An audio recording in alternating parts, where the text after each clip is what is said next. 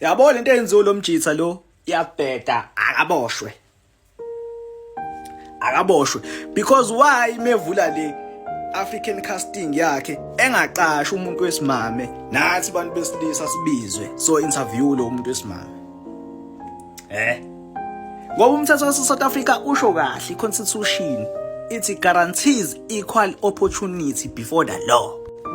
Employment Equity Act ya 1998 engayifunda kwi business studies ithi prohibits discrimination in hiring, training, pay and promoting. Akawuhloniphi umthetho lo Mjitha akaboshwe. Leli page beli 10k last week. Manje seli 41k which means business is growing. Qasha mfethu noma uxola imfeka nabangani bakhe siwafaka ama CV.